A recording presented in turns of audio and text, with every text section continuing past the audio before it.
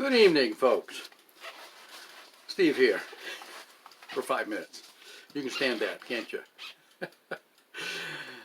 A little bit.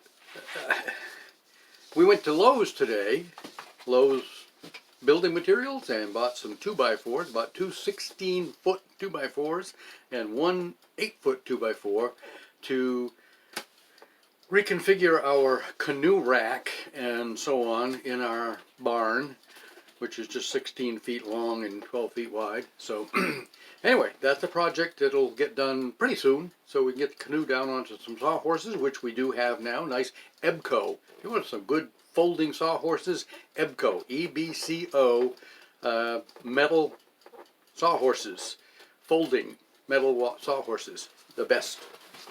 I've got 2 pairs of them now, and our son has a pair of them.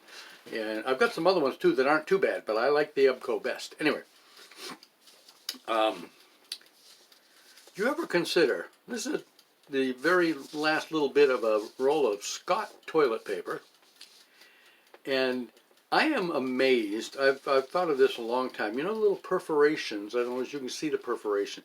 Every 3 3/4 inches on this particular one is a perforation. There's 200 sheets, there were 200 sheets on this roll of toilet paper. Same thing on this. This is Bounty. This is Bounty, the quicker picker-upper. But there's perforations. These are perforated every, 7 inches or so, maybe.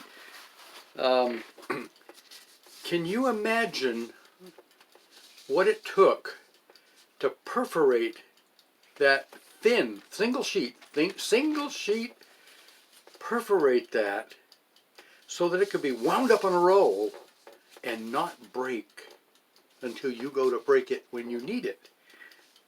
Think of the technology that goes into a roll of toilet paper, roll of paper towel. I used to work at a paper mill. We had a paper mill here in Mechanic Falls, Marcal. The end of it was Marcal, M-A-R-C-A-L. I think it was out of New Jersey. I heard that it was owned by the mafia, which very well could have been. They had, think 3 paper machines, one big one and a couple of smaller, even a small paper machine, a big machine. Made paper towels, they made tissues and toilet paper, facial tissues and toilet paper in that mill. And I worked there one summer of 1972, in between my 2 years of Bible college. I worked there not for the full summer, but for a couple of months or more. Anyway, and I did a lot of different jobs there. It was very interesting work.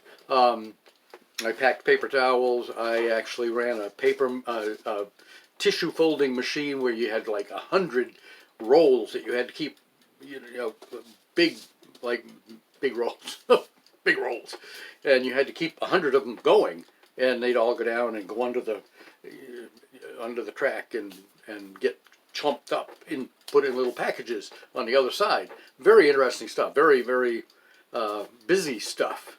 That was a converting room. And again, I worked in the packing room for paper towels, handling cases of paper towels while other women did their job. Well, I say other women. Women worked there too.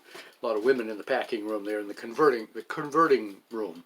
And I did work in the paper machine room too. That was hard work. That was very hard work and noisy. And we didn't have hearing protection back then. It may be one of the reasons my hearing isn't good now. I didn't work in the machine room a lot, but enough so my ears rung for days after my first shift there and kept me awake at night.